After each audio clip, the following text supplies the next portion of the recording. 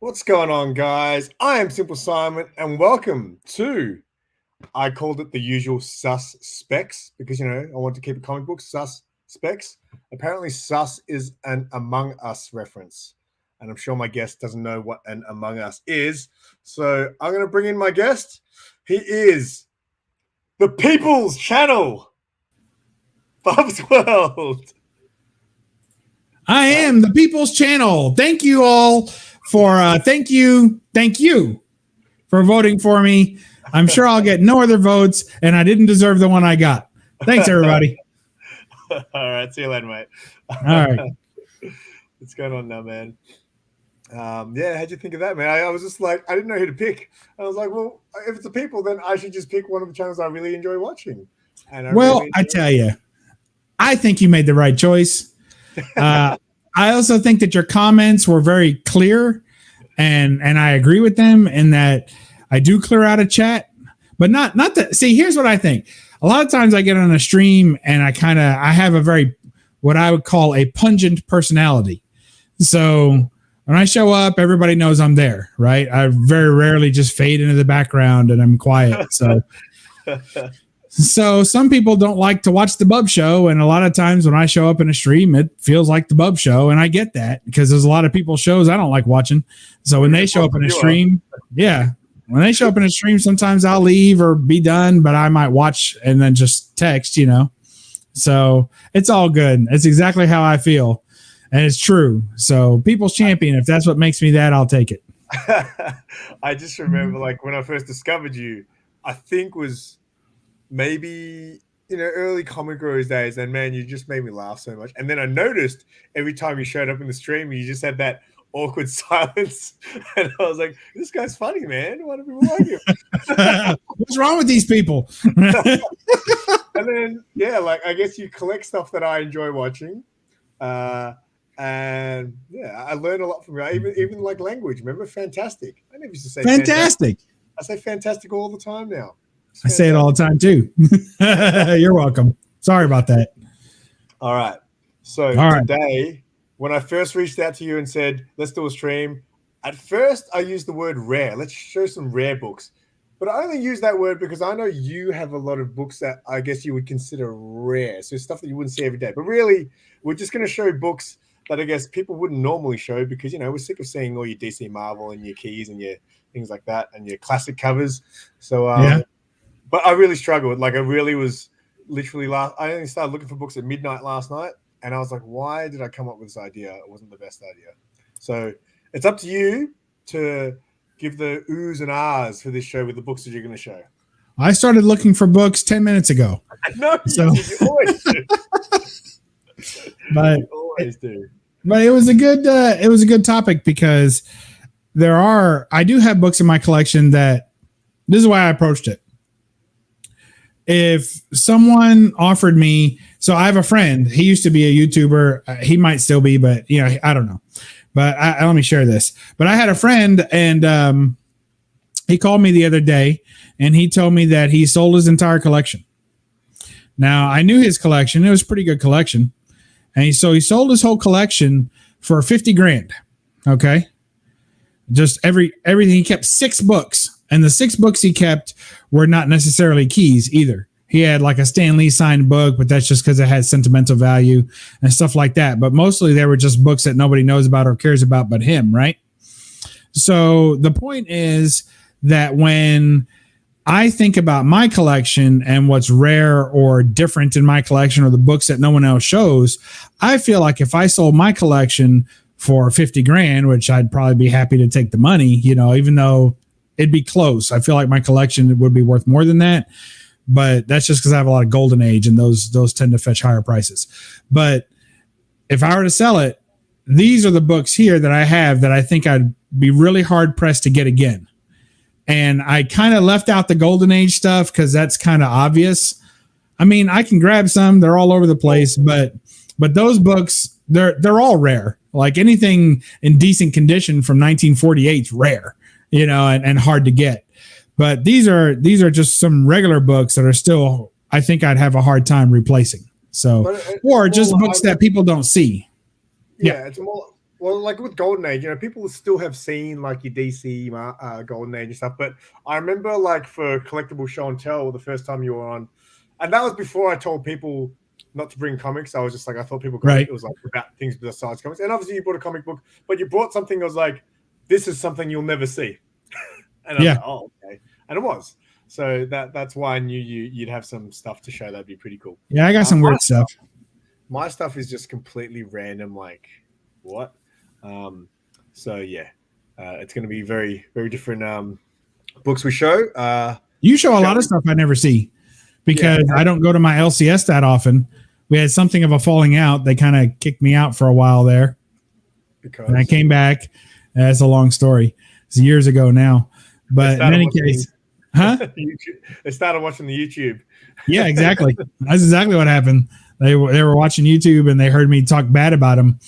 And I didn't even talk that bad about them, but they got really offended. I was like, but wasn't everything I said true? They're like, no. And I was like, tell me how it's not true. And they were like, like, okay. So we had a little bit of argument over that kind of stuff, but I don't go in my LCS very often. I don't go in modern shops very often.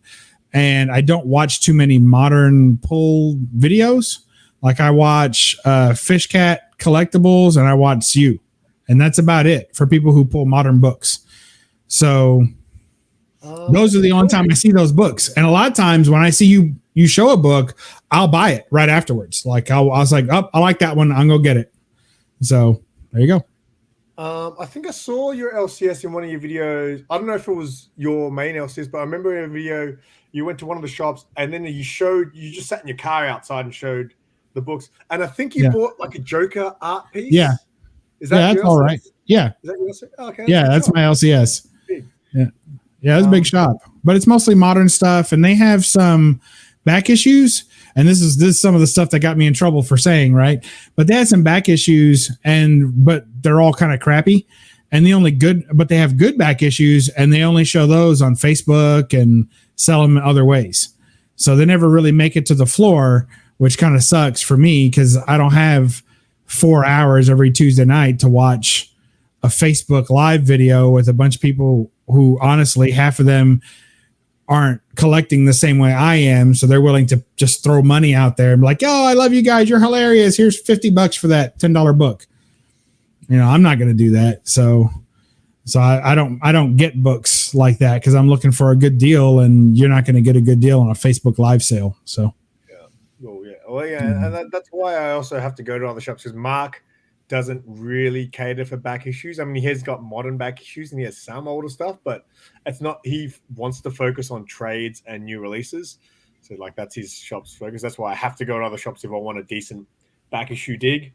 But like, so one of the best shops is, and it's a shop I trashed recently, and I always trash them. There's a shop called Alternate Worlds here, and I trashed them because I have so many friends who shop there. And even like, some of them will say, I've never been screwed over. So cool. One of my mates who I work with, he's been shopping there for over 20 years, and just constantly stuff that's on his pull list is just not there. And he might see it on the wall 2 weeks later and stuff like that. Yeah. So on Free Comic Book Day, I explained in one of my videos how he went there for Free Comic Book Day. And their thing was, first of all, he showed up to pick up his Obi-Wan books. He'd pre-ordered every variant for Obi-Wan.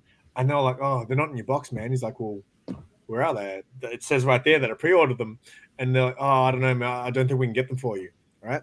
So, And I was like, what were they doing for Free Comic Book Day? And he goes, they were giving out one book, one title of your choice for every one title for every $10 you spent. And I'm like, wow, right? That's dirty. Which so they do pay. They have to pay for those books, so it's not free to the shop, but it is discounted heavily.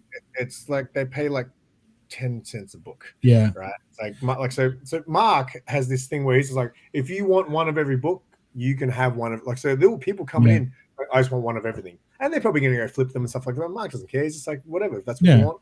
Only one per title, unless you pre-order like me. But like, so my mate was like, screw this. He went to another shop, and they were doing 3 free books with no obligations. Just you can take three titles, but if you spend money, then you can get more.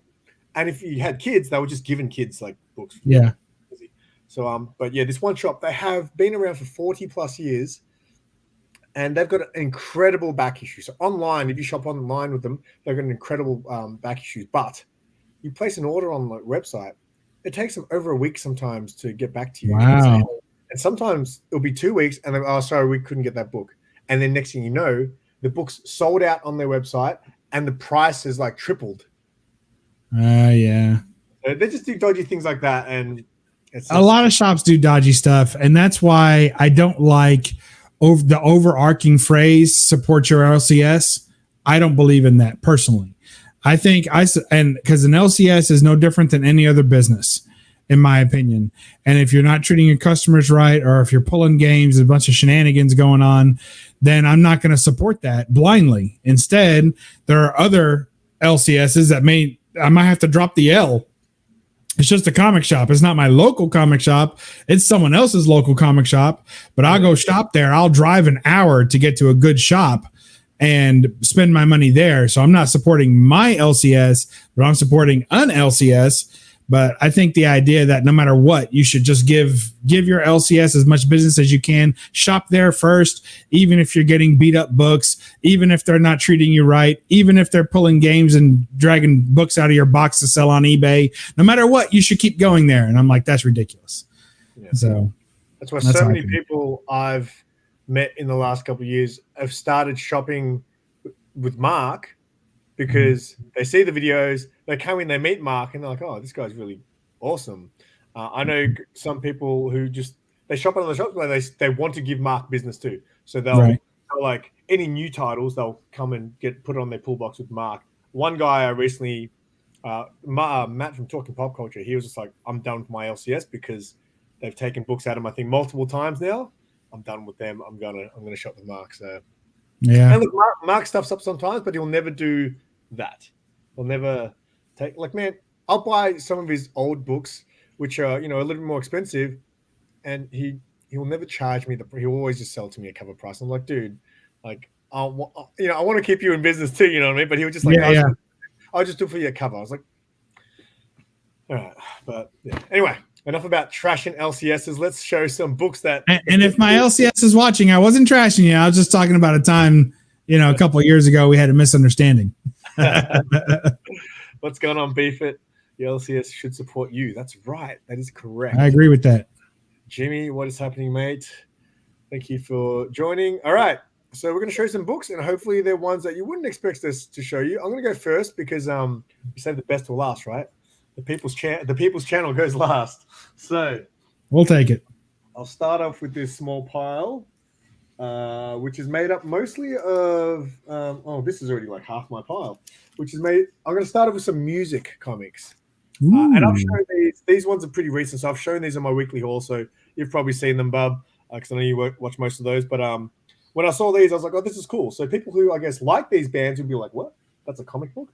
So this is a Judas Priest comic book. I don't know who brings these out actually, but they're all just black and white inside. But who are the girls on the bottom? Very good, very good. What's going on? I'm like, yes, it's very good if you do have a good relationship with the LCS. Yeah, they won't you, hopefully. Yeah, and you should support that. Support a healthy relationship with your LCS. If they do you dirty, go do your stuff somewhere else. Yeah, if you're watching this and you want more LCS talk, check out my last episode of The Noob with Mark, where we talk about running a comic book shop. Yes, I missed that one.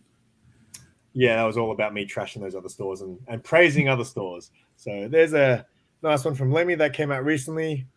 I bought a few copies of these to send out to some friends who were like, hey, did you know this was a comic book? What's that line? Who's better, Lemmy or God? Right? Who wins? I think it's in Airheads. It says, I think he says, who wins a wrestling match? That sounds right. And it's a trick question, right? Trick question. Lemmy is God. Yeah, that's right. That's right. That movie's classic.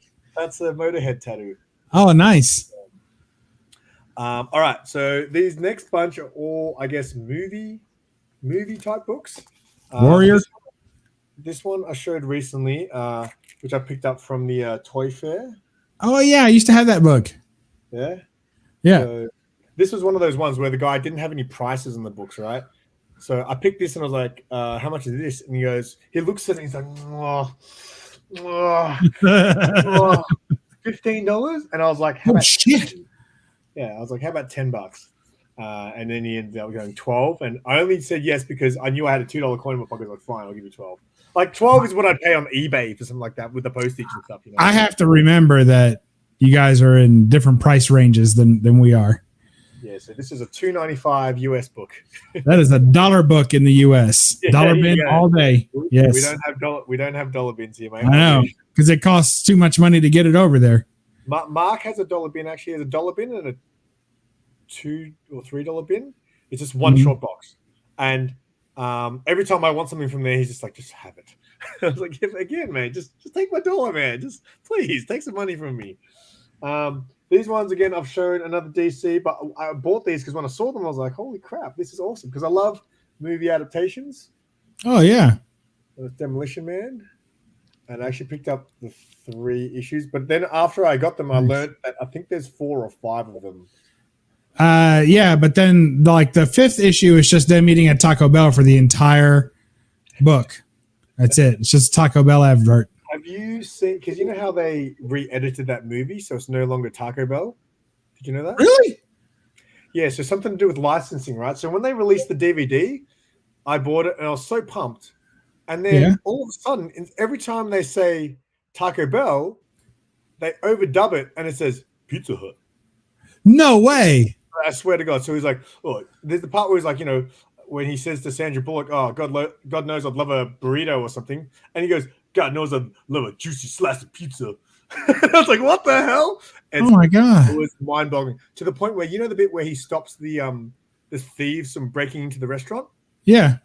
Turns the label where it says Taco Bell. He turns the label and it says Pizza Hut on it. I was like, holy crap, this is blowing my mind. Oh, my God. Yeah, it is absolutely mind-blowing. Hey, DMT dude, what's going on? Pizza Hut. Yeah. So I have to see that. That's tripped me out. It is a trip, dude. I could not believe what my brain couldn't register it properly. This is an interesting one. It's a photo cover. This is World War Tank Girl. And this is a photo cover of Laurie Petty, who played. I like Laurie Petty. I didn't like her in Tank Girl as much as I wanted to because it was so weird. But I liked her back in the day, back before I started thinking that there might be more that I wanted out of a woman. Like, you know, like, because we're about the same age, right? So we saw her coming up and, you know, around the same time. And at that time I was like, she's female. Yeah. And she's cute. Yeah, she sounds fun, but Tank Girl is like my, you know, because I grew up, I liked all the alternative weird chicks, right? So yeah. She was just like perfect. So I've heard they've been talking about maybe doing a remake and they might use Margot Robbie maybe. Like, that'll be a fail. You don't like it? You don't like that? I'd like to see her. No, because it's just going to be Harley Quinn in a different outfit. I mean, I don't think she has enough range to make it such a different character that we don't think about Harley Quinn the whole time.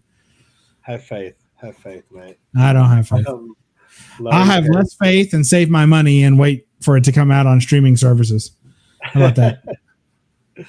Did you ever read any Tank Girl? No, I've never read a single issue of Tank Girl. I always wondered because I've had this for a while now. Have you read it? No, never got to read it. But I like the idea of having Laurie Petty on a cover. Wonder what she looks like now. That's got to be rough. It's actually funny because I came across. I don't know how it came across, but something on Instagram came up with her in it. I was like, "Where's that Laurie Petty?" So I actually went to her page, and she just looks like old Laurie Petty. She's got short hair and all the work, gray. She was good in League of Their Own too. I liked her in that a lot. Oh yeah, she was. She was Gina Davis's sister that she was like protecting, you know. And Point Break, obviously, as well. Yeah, which is where it all began for me. Yeah, when I saw her in Point Break, I was like, yes, please. All right, this next one is another one that I saw, and I was like, what? That's a comic book, so I had to grab it because I love this movie. I don't know what you think about the movie, but you can tell us all now. So Edward Scissorhands. Oh, yeah. Do you like Edward Scissorhands? When I was a kid, I liked it okay. A little creepy and a little weird, but, you know, Tim Burton. You got to understand that. I showed Sarah recently Edward Scissorhands because she hadn't seen it. And, did she like it? I think she just thought it was okay. She's hard to get, like, she's very, I don't know, she's a different generation. So, like, she thought it was okay, but it's hard to her. Like, you know, I'm trying to get her to watch a classic movie, and, like, we'll be sitting on the couch, I'll look over it, and she's, like, scrolling on her phone and stuff. I was like, yes. We watched Scott Pilgrim the other night. Do you like that movie? I've seen it once. It's a great movie. I need to show it to my wife because she's never seen it, and she likes Michael Cera, so I think she would like it. It's a really good movie, and again, Sarah like didn't like it at all. She fell asleep by the end. I was like, oh. And then after the next day at work, we're all talking about. Everyone's like, what? That's like such a good movie. How did you not like it? I try to find the Brian Boland Tank Girl covers. Okay, yeah. Look at this guy. Not even, mate. Not even. But speaking of which, if you guys want to see the epic lick-worthy comic book showcases that me and BUB'S did previously, the links to those episodes are below. Yeah, but listen, Simo. Not you, Simon, but put Simo's comment back up there. And I got to tell you something. Have you ever met a clean pervert? Seems redundant, mate. I'm just saying. You could have saved yourself some time. Go ahead. All right, this is the last one. I strangely bought this book off the Grey Man. It was my first purchase from the Grey Man. I bought it was like some weird reprint of Batman Adventures 12 that he had, and I also bought this because I was like, "Why do you have this, Grey Man? I'll buy it." It's Pokemon, the first movie, signed by the 3 voice actors. There's 3 voice actors. I just thought it was one person doing it all. Like, well, Ash is a chick, turns out, and then there's Brock. And then there's what's her name? Misty, is it? I don't know. I'm with you. That is Pokemon signed by the 3 voice actors. That is my round 1. Now, that was fantastic. Hold on a minute. I need a minute to recover from that. Any of those you planning on picking up straight after the stream? Not yet, but maybe the Tank Girl. I've found that interesting. I don't pick up too many photo covers. In fact, I've got rid of almost all of them except for my Jennifer Love Hewitt covers. So, but Lori Petty, I think, might make the list. I might throw her in there. What do you think of my album choice for this evening? Can you see that? Yeah. Nice. Thought you might like that. Very nice. All right. Mate. Wow. Let's wow the audience. Oh, we won't be doing any of that tonight. No? Here's a movie book. Oh, very nice. Oh, and Frank Miller's RoboCop. Very nice. And I bought it for too cheap. I slipped it in with a bunch of other books that were cheap. And the guy at the counter didn't catch it. I was on vacation. But limited to 2,000 copies. So technically it's rare, right? Mm-hmm. And it's like a foil edition. It's called Robo Steel edition. Nice. And it's a pass-through cover, meaning not a wraparound, but like that's his back. That's cool. That's cool. They should do more of those. And that's his front. Like Lick-worthy ones. Yeah. Yeah, exactly. There you go. That's what we're all here for, a robo butt. I remember I was into RoboCop comics when I was a kid. I had some RoboCop stuff. Yeah, they tried to bring him back not too long ago. I think Dynamite did a run. It was pretty bad. I thought it was pretty bad. I don't think it was Dynamite though. This was going back in the 90s and stuff. Oh yeah, in the 90s they had a run, but I mean recently they had Dynamite had a run like, I don't know, 5 years ago. There and abouts. But with the 90s, was that like on Marvel or something?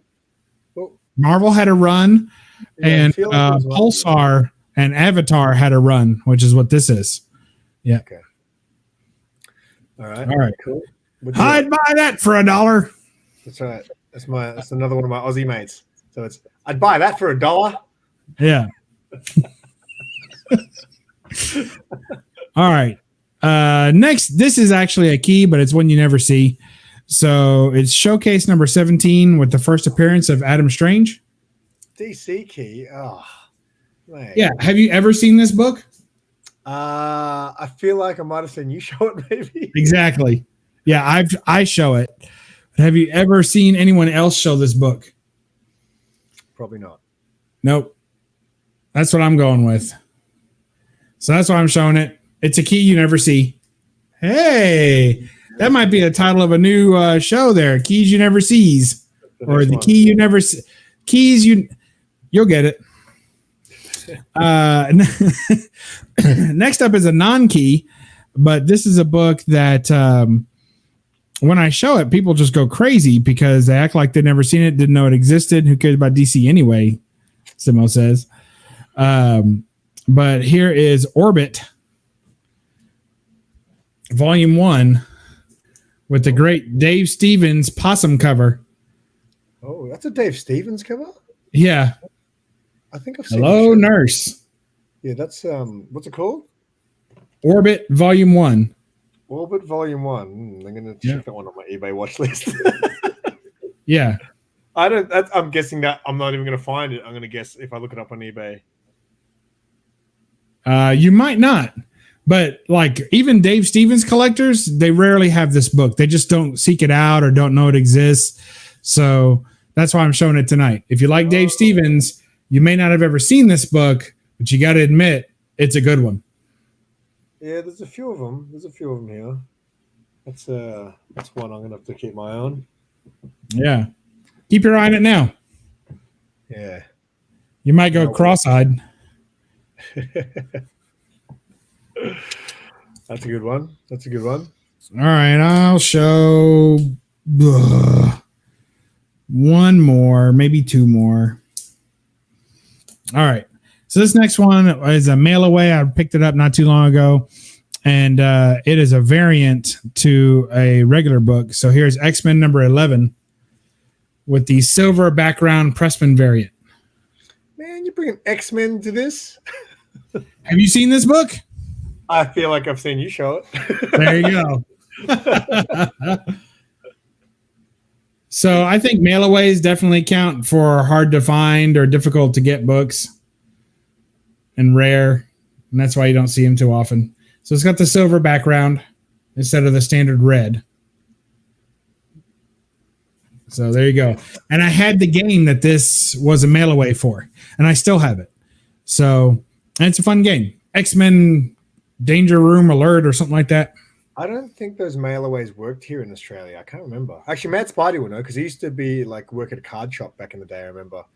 I remember if you ever pulled in basketball cards and stuff, you pull the silver or gold card, you send it away and they send you some special stuff. I can't remember. I don't know if that stuff ever worked out. Maybe for basketball cards, but for comics, I'm not too sure.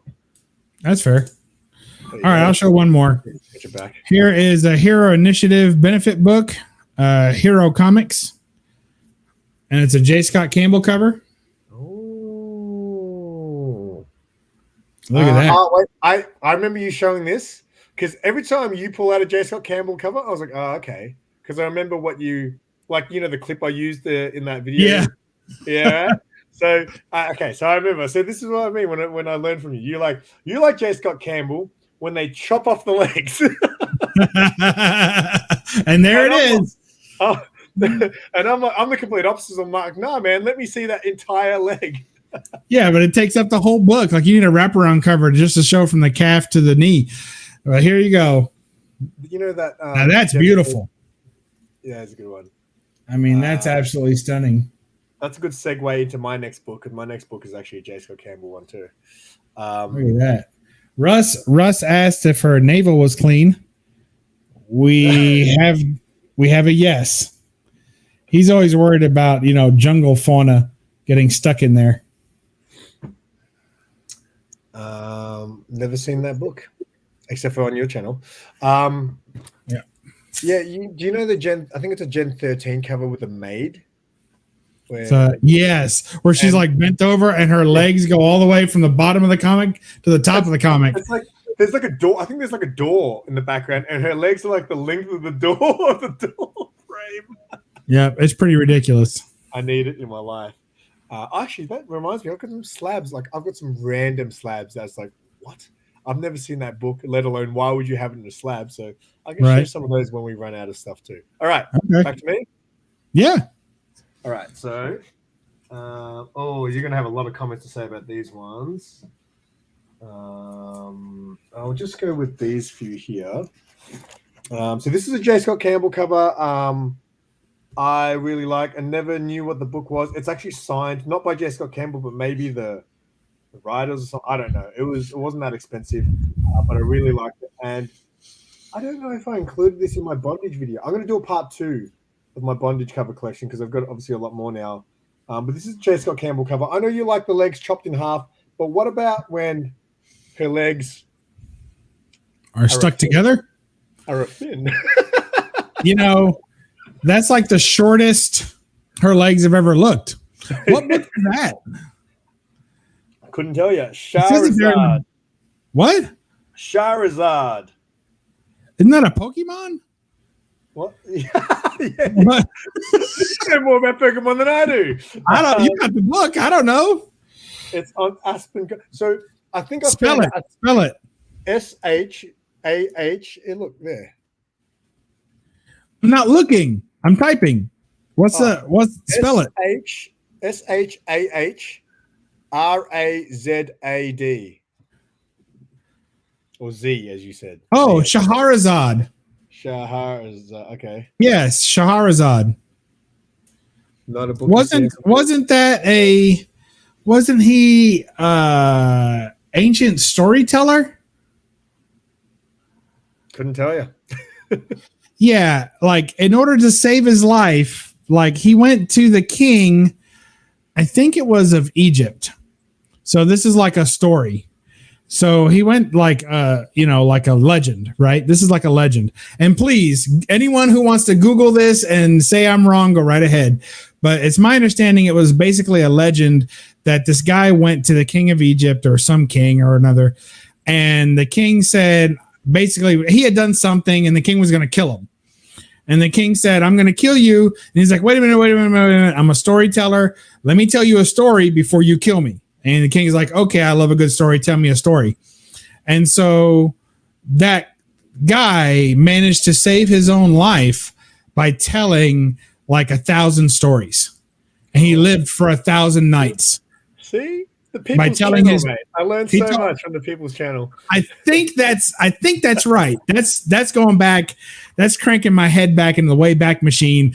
I've drank a lot of pints since then. I don't know if that's still correct. So somebody Google that. But I think that was Shahrazad.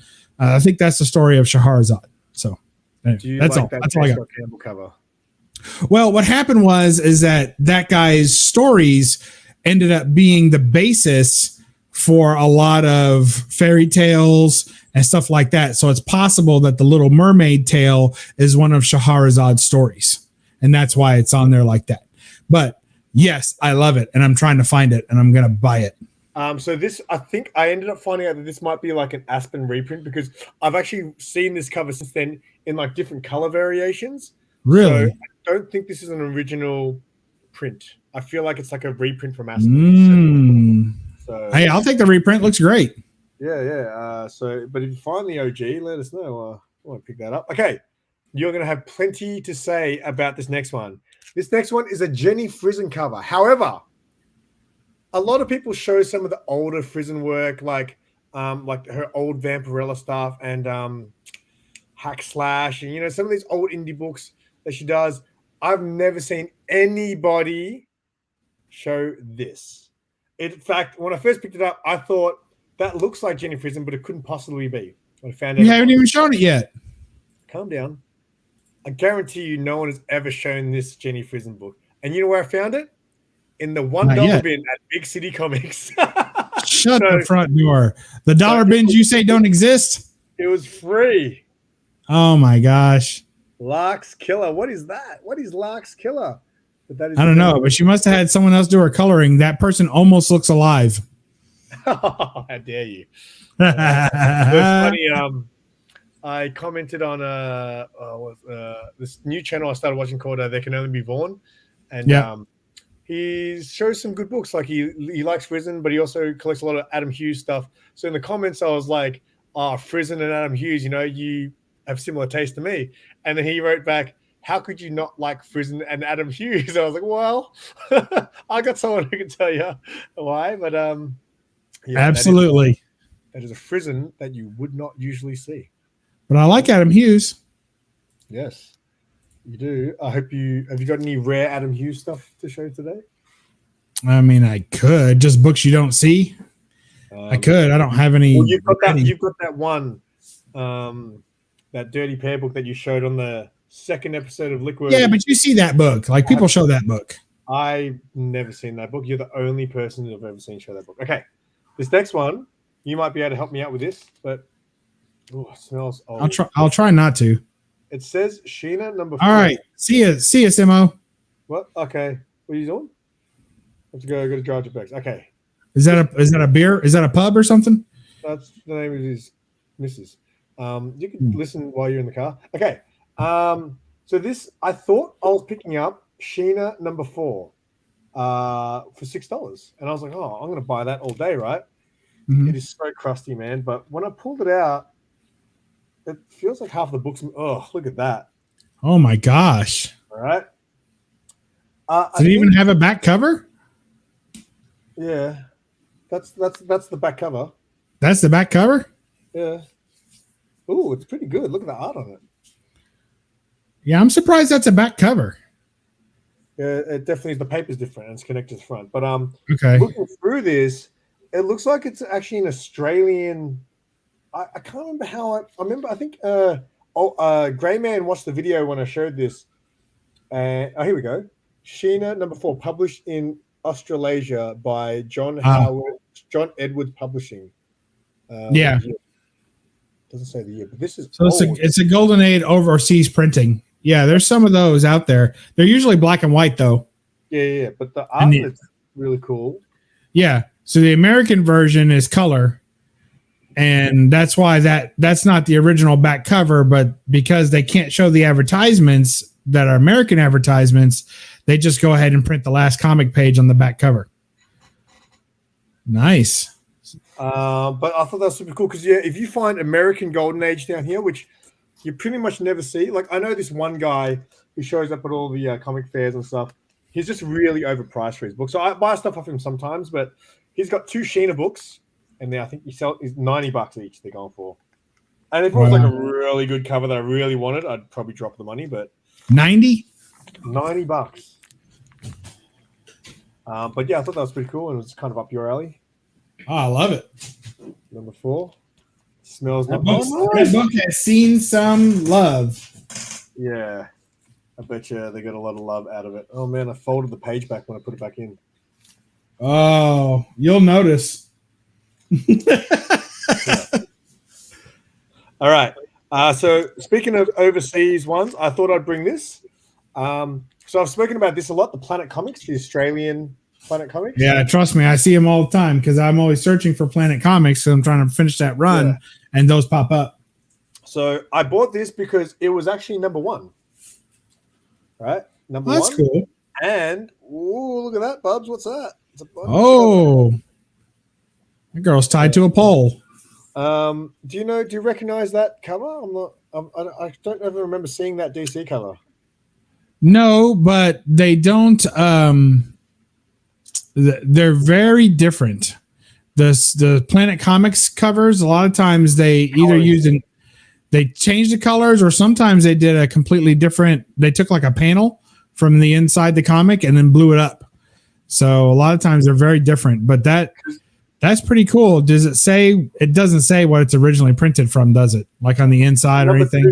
I remember I showed this when I showed this. Metarog said that this was whatever it was in America. Yeah. So that's issue 2 there. Planet Comics 1? Or what's it called? Superheroes 1? Number 1. Superheroes number 1. It's the first ever superheroes book. Obviously. And then last one I'll do for this round is homage. Nice little Action Comics homage. People have seen it. I've seen a few people show this one. I think Chimerian. Yeah. I like that one. Yeah, that's a good one. Very nice. There's an Ice Cream Man one as well that looks really cool. All right, Bubs. Me?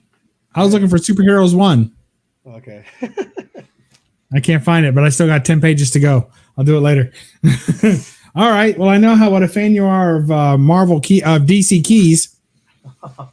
So here's another one you never see, and it's Green Lantern number 16 with the first appearance of Star Sapphire.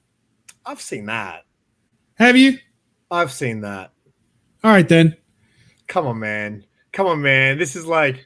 All right. How about Batman 359 with the first cover appearance of Killer Croc? Man, you're bringing in all the Batman and Marvel stuff. Seen that one? I thought you were digging into all the crazy golden age. Here's Detective Comics 371. Oh, what? The first appearance of the Batmobile from the TV show from 1966. I haven't seen that one. And she's got a runner stocking. Oh. And that's why she can't fight. Batgirl, get over here. Help us. We've got a problem. I have a bigger one. I run in my tights. Isn't that awesome? That's pretty good. And the whole book is filled with Batgirl fails, like basically. The Tick special number 1. See, that's a hard book to get, right? First appearance of the Tick. Tell the story, because I know you had a story for this. All right, I'll be quick about it. Everybody thinks that there's another book out there. There's a black background cover, and it's Tick number 1. But Tick number 1 is a reprint of this book, special edition number 1. And actually, they made a couple of changes for that one, too. So the first appearance in comics, it has to be a white background. There's no other printing. And it says special edition number 1, The Tick. So, and it's like magazine size. So there you go. Does that book go for a bit? Yeah. But what pisses me off is the reprint goes for a lot, too, because people will put first appearance of The Tick. Like, people just love to put that. And it's wrong. But, you know, if you can get away with it, enough people believe it, and then the flippers get in the game. One of the problems with flipping books, one of the problems with flippers being part of the hobby at all, is that once they get a piece of misinformation and they have paid more for a book because of that misinformation, they will perpetuate that misinformation to make sure that they, in addition, get more money next sale. Does that make sense? So if somebody said this book was once kissed by, Pamela Anderson, then that guy is going to say, hey, when he sells it, he's like, this book was kissed by Pamela Anderson. I'm like, well, is that really true? Yeah. When I bought it, the guy told me it was, so it is. You know, that's how it goes. But we all know this was the book that was kissed by Pamela Anderson, Turtle Soup. What is you ever that? seen this one? That's what I'm talking about. No, I haven't. Is that Ninja This Turtles is book? freaky. Look at this. Is that Ninja Turtles book? Yeah. Turtle Soup. See, that's what I'm talking about, man. I want you to show this stuff. I am showing this stuff. Something for everyone. Nice Turtle Soup. Isn't that crazy? What is that? What publishing company is that? What are those bat things? Image. It's Image, is it? Yeah, because I'll open it for you. It was the first crossover that the Turtles ever had. And also, or Mirage. I'm sorry, Mirage. And it's Kevin Eastman book.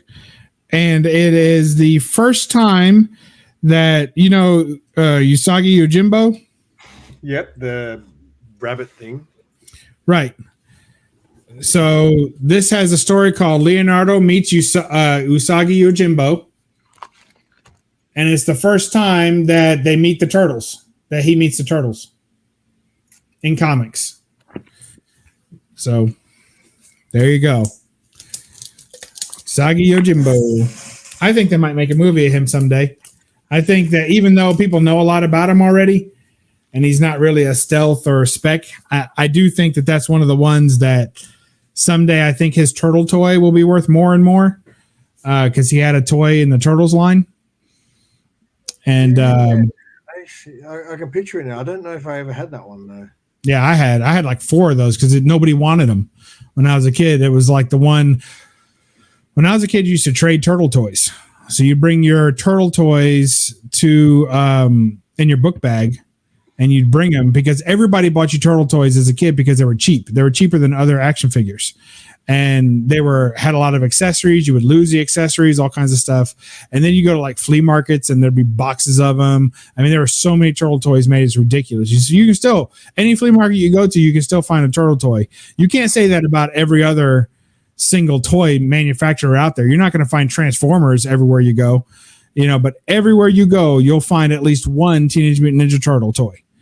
And that's just how it is. They made a ton of them, and they made them for a long time. So when I was a kid, we used to pack them in our backpack, and when we got to school, we would trade toys.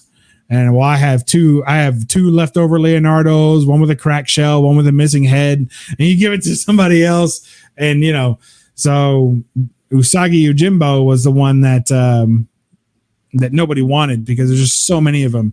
Him and like Mondo Gecko, there were a crap ton of him. Everybody had him. He's the weird, I think I might. And I had the, remember the toads that were like with the wine shirts?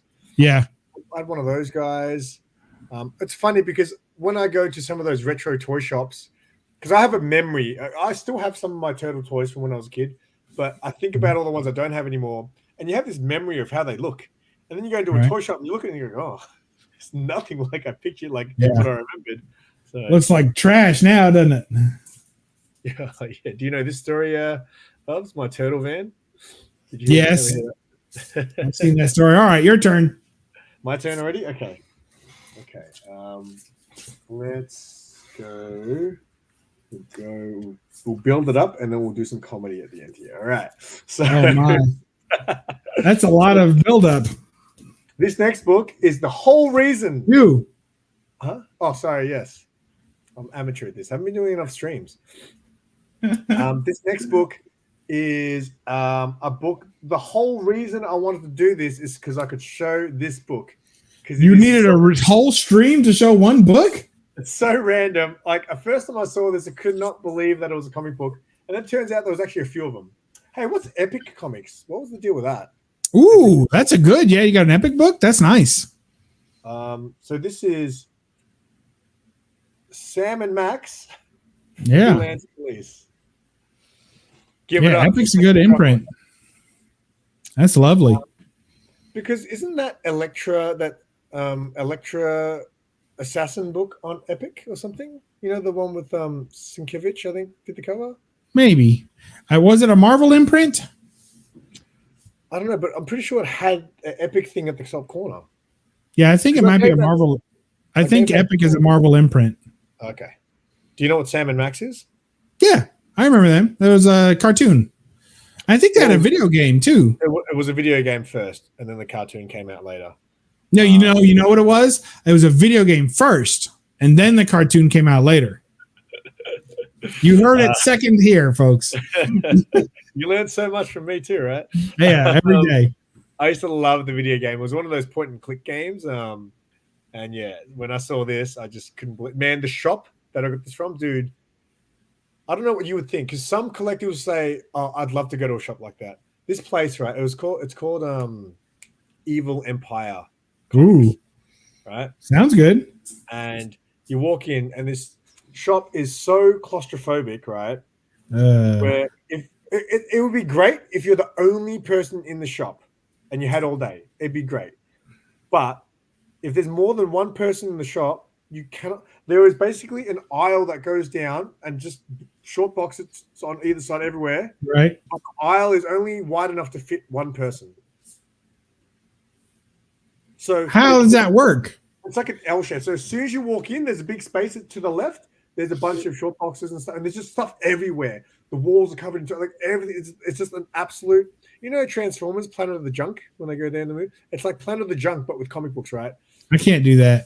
And on top of all the comic books in the corner, they've got he piles them together so he can sell sets. So he'll have like Superman Rebirth issue 1 to 20, and he'll have it all in one stack. Like says he does that, and he'll sell them in lots. So he's got stacks on stacks of books on top of these short boxes, right? So I'm like moving him aside so I can get to these short boxes, and he'll tell me off. He's like, "Hey man, I'm working on that pile." I was like, "What?" He said that? I was like, "Yeah, you haven't done anything since I've been in the shop, right?" So you walk in the shop, and to be honest, he's probably got a lot of good stuff in there. Yeah. But like my other friend who went there once, he's just like, "Man, I walked in there and I just turned around and walked out." That was the first time I went there. I didn't know how to dig for back issues, but that was my first impression. I walked in, I just looked at the place, and I was like, "Should I just turn around and go right now?" But then I just walked in, and all I did was go to that first little corner where I had a little bit of room to move and look through some DC books, and that was it. But I've never had a good dig through there because there's always been like 2-3 other people in there, and you literally can't do anything. That's a mess. Yeah. If he had told me. That day he told me off. I was like, okay. So I walked to the back of the shop, to the back of the little aisle thing. And then I was like, screw this, I'm going to leave. And on the way out, as I was about to leave, I caught a little tab that said Sam and Max. I was like, oh, I'll grab that. I grabbed some Spider-Man book that I really wanted.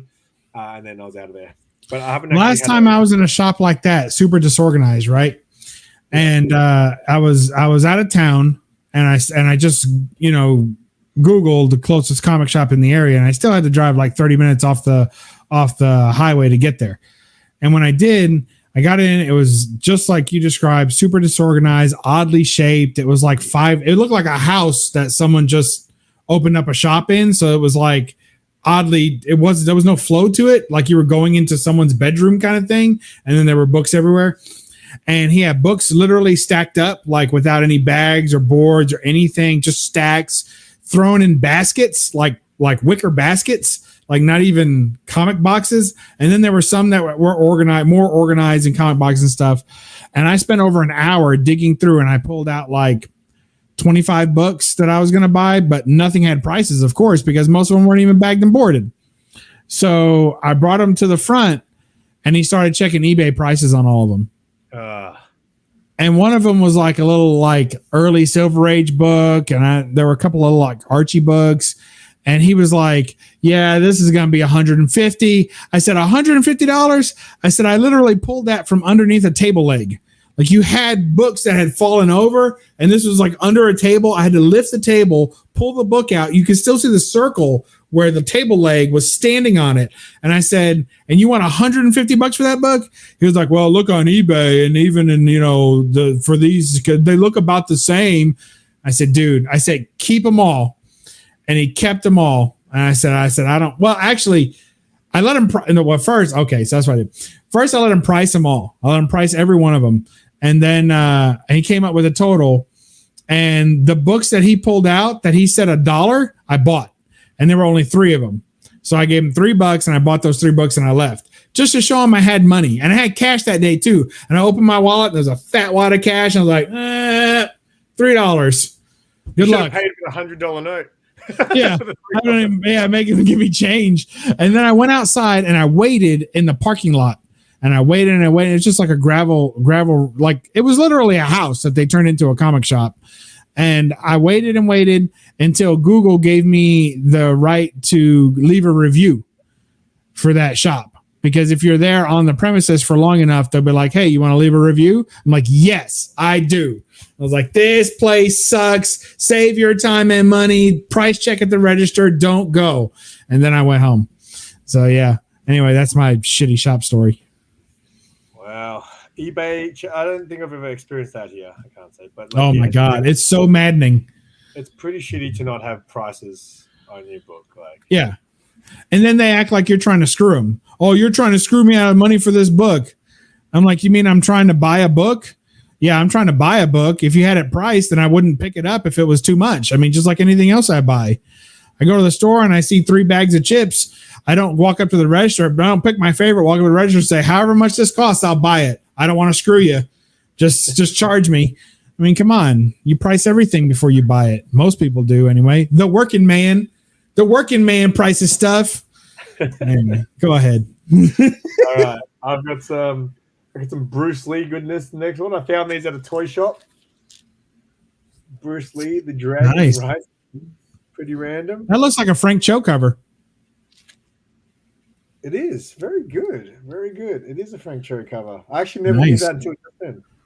See, I learned so much from the People's Channel. And on your own channel, you're learning. How about that? You can say you learned from Simon. Kind of. That's the. That is not a Frank Cho cover. That is not. No, that is. No. This person was ashamed. I know there's a signature. I don't know whose it is, but that's his cousin Don Ho. Brief singing career. Isn't there another Cho? Does Frank have another? There is another Cho. There's maybe Michael Cho. Is it? Is one of the? Yeah, you're right. Yeah, and he kind of signs his name similar too. He used to, and then he changed it a little bit. People were confusing the Chos. So the next one is a Green Hornet, sticking with the Bruce Lee theme. This was a gift from Mad Spidey. and it's signed by the artist. Oh yeah, Ken nice. Lashley. Yes, he was popular for a little while. Yeah, so I think Matt Spidey might have been like a Patreon member of his or something like that. So he used to get like these mystery boxes and then have original art, but he didn't want the comics if they weren't Marvel. Like anything that Mad Spidey gets that's not Marvel, he would just like get rid of it.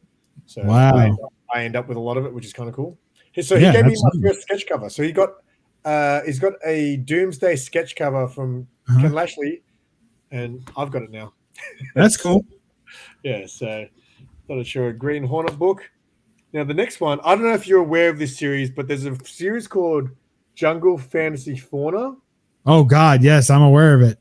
Sorry, Jungle Fantasy Fauna Intense. Yes, it is. So I ordered this because, I'm a bit of a legs guy, and thought this was a nice little legs cover there. Yeah, no. See, that is clothing. She's wearing, this is the clothed version. So just so you know, Jungle Fantasy is the title of the book. Fauna is the name of the girl. Her name is Fauna. Okay. And then Intense is the name of the subtitle. So it's Jungle Fantasy, and the line is Intense, and that's Fauna. Okay. So there you go. So these guys do the craziest covers. They do. It's a bit much for me. Like, so the funniest thing was one time I was hanging on a stream, and Evil Mike was on there. I can't remember whose channel we were on, and he was talking about books he'd been reading recently. And he goes, "Oh, and another great read I did recently was, and I know you read this, Simon, Jungle Fantasy Fauna." And I was like, "What? I don't read that. What are you talking about?" He goes, "No, man, the story is really good." I'm like, "I'm sure it is, but I don't read that, I swear." So I ordered this, and then Mark said, "Oh, here's the other one," and he had the nude variant, and I was like, "I did not order the nude variant. I swear, I only ordered the clothes variant." He goes, "No, you did." I was like, "No, I know I didn't, because I prefer the clothes one. It's a bit more tasteful, Yeah, I agree. And then he pulls out the order list, and turns out I ordered both. So, that's awesome. So I'm doing a BUB'S in this one. I'm getting out the blue tape for the first time in my channel. Oh, nice. And this is the the news. Oh, it's lovely. I like it better that way. Yeah. Look at that Simon hole. Very nice. Must be cold out there. Her nips turn blue. My goodness. Oh, wow. I'd be worried that the little dinosaur would crawl in there. Wow. All right, mate. You got anything else? Yeah, I got a few books. All right. We have, since, and I know that I tease you a lot because you always want me to show Golden Age books on your channel, and I never do. I always just hold them back and just mess with you. And so I'll be nice. We'll do the Golden Age showcase. Yeah, that's what you think. I'll show you a few Golden Age. Here is Flash Gordon #1. And it's a nice bondage cover as well. That goes for a lot, I would imagine. Yes, it does. Now, what's a lot to you? Like, when you say a book is not cheap, like, what is your threshold of price before you start going, that's a lot of money for a comic book? Well, I mean, you're blowing my mind because you're saying that you're spending $15 on what I would consider a dollar book. And then you're saying to get it shipped to you from the States is going to be $30. So you're saying that book's a $30 book that you got for $15, and what a deal. And I'm like, what? Like, so I bought a $2 US book, and it cost me like $34 to send it. Oh, and then I find it here in like the back issue bin for like $5. I'm like, yeah, that's like early days. But yeah, what's your sort of limit of where you would be like, oh, that's a lot of money to spend on a comic book?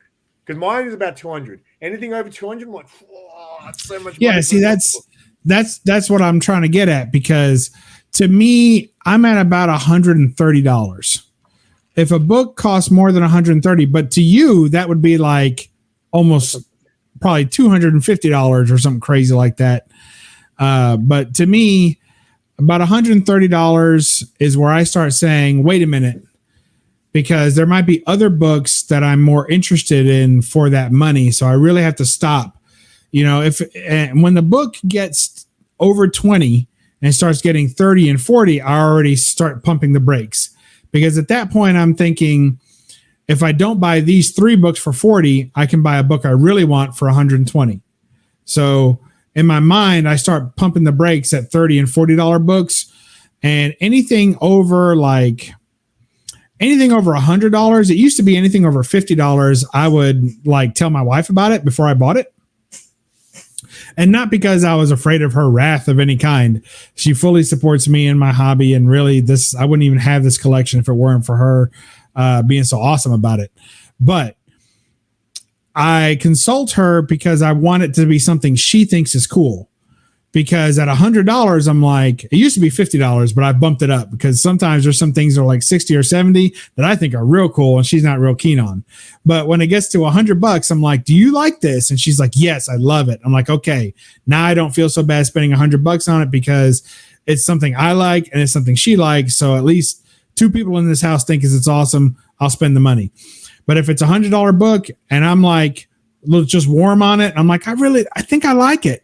And I show it to her and she's like, that looks like garbage. I'm like, all right, that's easy because there's another book I like. What about this one? What about that one? What about the, and then she'll pick one. So it's not like I'm not going to get a book for $100. It's just a matter of which one do I get. And so I value her opinion. So that's why I ask, not for permission, but just because if she likes it, that's 2 people who like it. So it must be a really good book, kind of the way I look at it. So this book, I feel like I only paid like $50 for it or $52 or something. It wasn't too bad, but it's pretty beat up. But it was. I'm trying to complete this run, and trying to complete Golden Age runs are very difficult. So we'll see how that goes. But yeah, so to me, $130. That I know it's a very specific number, but $130, and that's where I say, do I want this or not? Well, I looked up 130 USD, which is roughly about 182 Australian dollars, roughly. Yeah, but then you got to pay shipping. Oh. Yeah, which is normally it's $30 to $40 shipping, plus the import tax on top of that, which is about another 10%. So, yeah, I've definitely held back, and which is why it's great that I was able to send stuff to you because every book I bought, I was saving about $25 to $30 per book. Nice. So, I don't feel so bad when I traded out my low grades for your high grades. I feel better about all that now. No, that didn't happen. All right, here's some more gold. Here's Fight Comics number 80. The nice Maurice Whitman cover. That's a good one. I like it because you rarely see tiger stripe bikinis. They're always leopard print or zebra, but you rarely see tiger stripe. And he went the extra mile. And when he painted this, it's a painted cover. And when he painted it, he put in fur. So the bikini is not just like flat and like regular cotton would be or spandex or something, but it's fur. So I thought that was pretty cool. So it's actually like real skin. Here's that Adam Hughes book that nobody ever shows. Frankenstein's Mobster number 0. Whoa, what is that?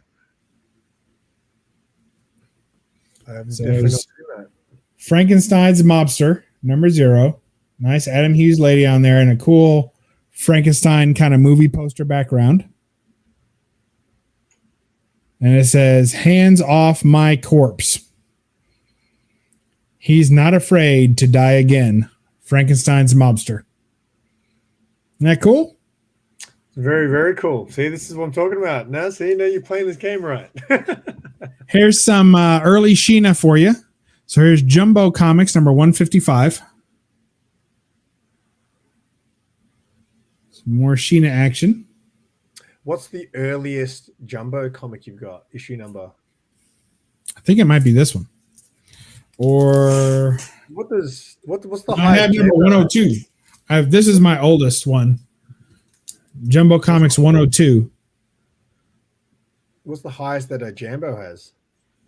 A Jambo has some much earlier ones. That's a good one. Yeah. Sneaky little elephant cover. Some people collect those. Elephant cover. It's also a thing to collect elephant covers that only have the trunk up because it's considered good luck. When an elephant has its trunk up, it's good luck. Elephant down, trunk down is bad luck. So you don't want pictures of elephants with their trunks down in your house. There's a real beat up copy of Jumbo number 120. I remember when I had to pick because I just wanted one jumbo comic with Sheena on it, and the one I actually wanted more, there was just writing all over her leg, like there was pen. Yeah, I can't. And I was like, "What do you?" All right, that's good for me. All right, there you go. Some Golden Age and some more harder to find or rarely seen books. Okay, I'm almost out, but I'll show you some of these bigger size books. Uh-oh. You got any heavy metal mags? Nope. I get obsessed some nights looking at the covers, and I always want to buy them, but I never. There's a couple of ones. There's that one with Betty Page on it that I've been thinking about getting. This one I bought because it's actually the first appearance of Tana from the heavy metal movie. The crappy thing is, I actually went through this book and read some of it and stuff, but it's not really like her first appearance is not in comic form. It's just that there's an article about the movie. So, that's baloney. Like, yeah. So, okay. It's not expensive. Like, you buy this for nothing.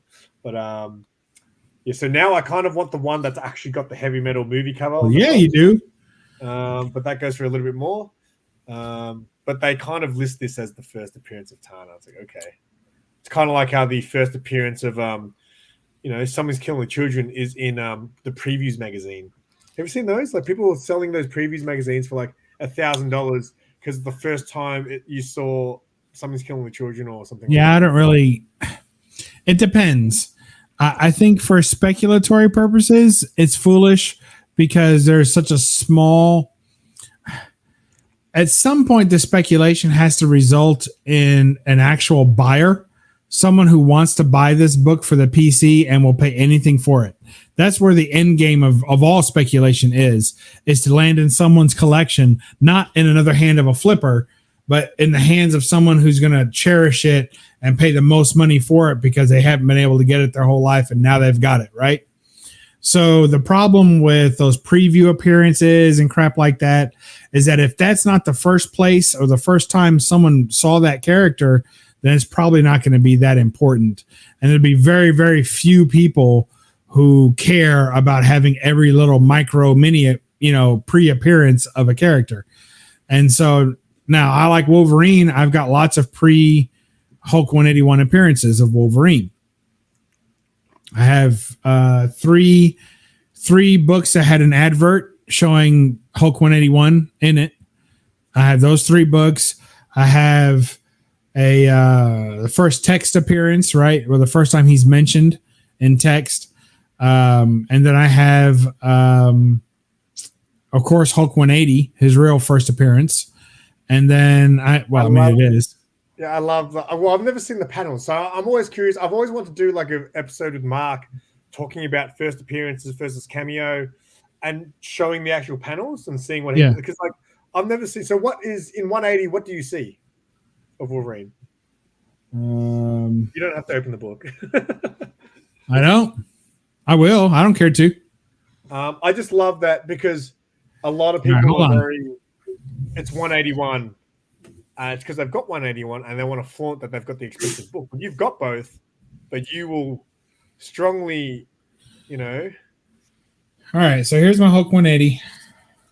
I'm gonna take it out of its tomb here. Oh, hang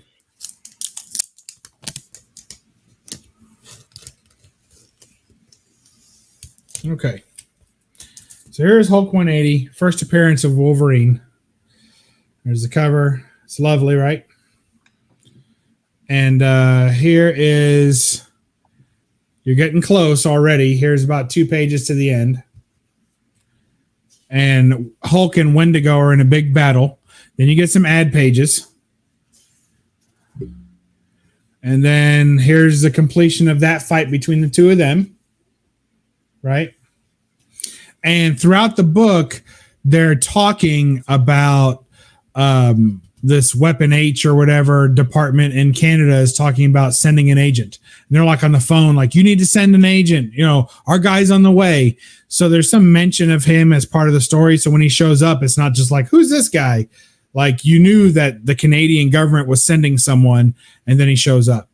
So here is the panel there. And that's the last panel, right? It is the last panel. However, he does speak in the panel just before it. So off panel, he says, "All right, you freaks, just hold it." And that's him. That's Wolverine speaking off panel. And then there's Wolverine there, right? Does it say he's Wolverine there? Oh yeah, it even says underneath it, the Wolverine strikes but once. Yeah. So there you go. That's really crazy, man. Just because. And he speaks. It says, if you really want to tangle with someone, why not try your luck against the Wolverine? And then you have the little, blurb, like the Stan Lee type blurb, the editor's blurb. Well, now you know who Weapon X is, Faithful One. He's a living, raging powerhouse who's bound to knock you back in your emerald posterior. So there you go. So, because when I first got into comic books, and obviously I heard the term cameo and full appearances, to me, like a real cameo first appearance is like Punchline. Batman 89 is her first cameo appearance because in that issue, all you see is like the bottom half of it. Like you basically see her lips talking into a phone. It's a cameo, right? And I feel like full appearance means you see the person in their full form. I would think so. Because there's a whole Red Sonja thing as well, right? Where isn't she in like 2 issues before that? Before her first appearance? I don't know. I think it's like 23 and 24, right? And then what? But I think she doesn't say her name or something like that. So she's in multiple panels and part of the story, but they don't say her name. I was like, well, it's kind of crap. So yeah, I don't know. It's a stupid. I don't know. I think the terminology is ridiculous. To me, you can't have a cameo unless people know who you are. Like if you have a first appearance, you can say first appearance or first partial appearance if there's not a full body or anything distinguishing about them. If they're purposefully obscured, you can say first appearance and then parentheses obscured or something like that. I think Mary Jane has some stuff like that too, where she has a first appearance, but not really. And you have like a first appearance of Venom or Eddie Brock, but not really, where there's, his hand and like whose hand is that. And then also Mystique from the X-Men, right? She has her first appearance is in Miss Marvel, but it's several issues before because she's a shapeshifter. So you don't know until like 3 issues later that was actually Mystique, but it was.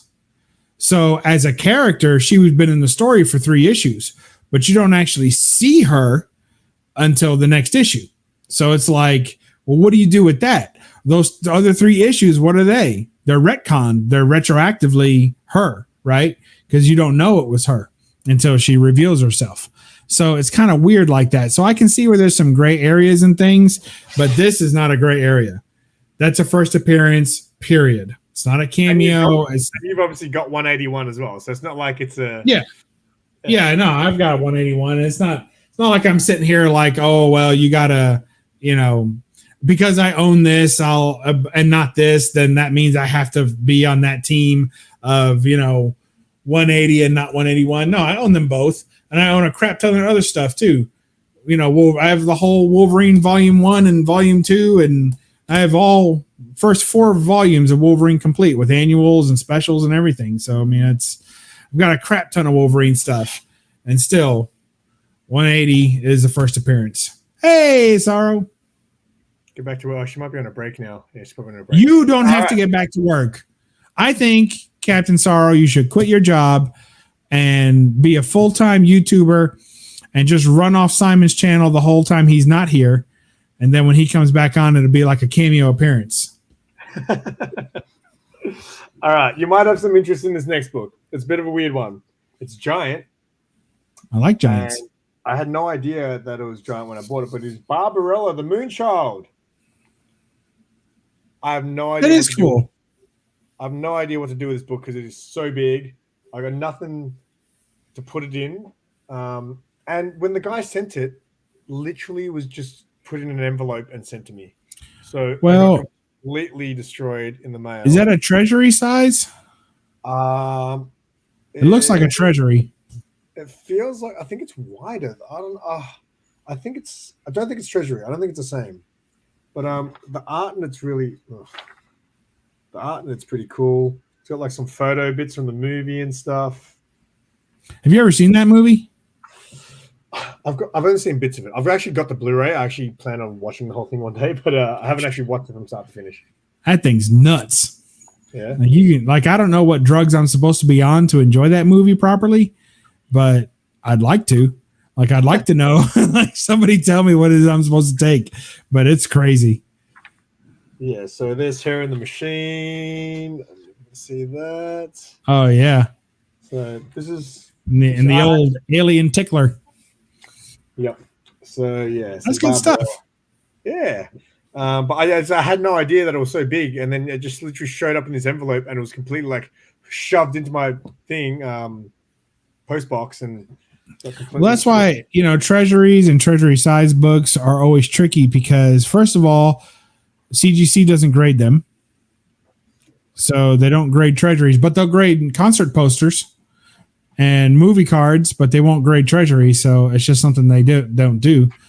And then the other issue is that it's better to buy them in person because if you try and get one shipped, people will like roll them up, put them in a toilet paper tube or something and ship them in a plastic bag. Like they don't, and they're always in such rough condition when you buy it, online. So I don't buy books that big online anymore. I always do it in person. Yeah, but that's kind of hard for here. Because the reason books are so much more expensive here is because I guess it's harder to get them. Yeah. So, you're on an island. I'll just finish off with two more random books that I have slabbed, and I bought them. I still haven't made the video. I've been wanting to make a video where I compare the all the different slabs. So I was just trying to buy cheap slabs, and I found these. This is Taro, Witch of the Black Rose. Oh, Jim Balent. Yeah, in an old. This is like the old CGC case. So I'll get in trouble for this one. Now I love Jim Balent, and I love his Catwoman Volume 1 run. It's brilliant. Actually, technically, I think it's a Volume 2, or it's the first volume is a miniseries, but whatever.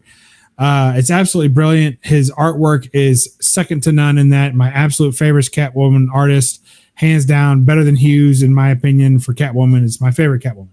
But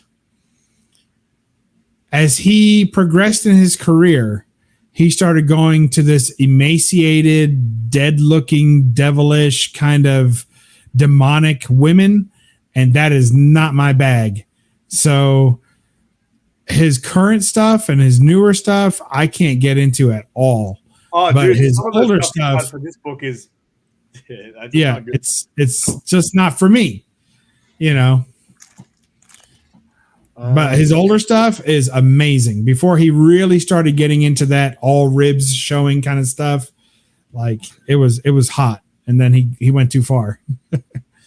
And that's all the women he draws now look like that. Even when he draws Catwoman, they're all like emaciated. Ridiculous. Like the boobs are like stupid size. Yeah, they're like super giant, and then everything else is skin and bones, literally.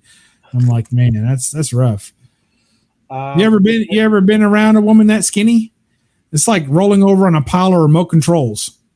Like it just hurts, It's just not good. You need a little meat on the bone. It goes a long way. This next one's another weird one that I bought. Again, it was just super cheap, and it's kind of in that same realm as how we're talking about the stupid long legs.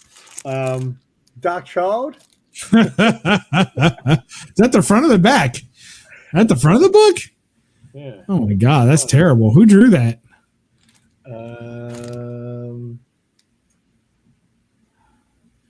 Cover art, Randy Queen. I never heard of him. But obviously inspired by 90s. How much did you pay for that book? Huh? I can't remember, but it was super cheap. Like $5? No.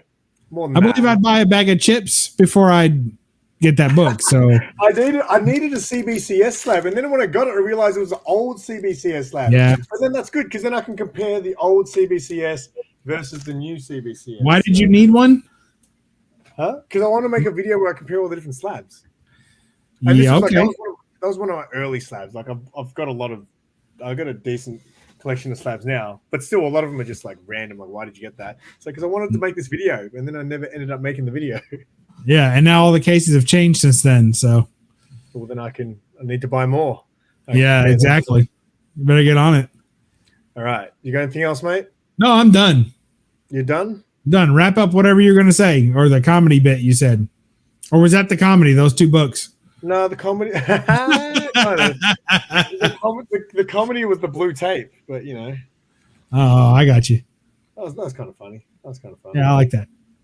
All right. Well, if that's it, maybe I will. Oh shit! I got too many books out. Maybe I'll wrap it up. We'll just hang out backstage for a bit. You got much to do?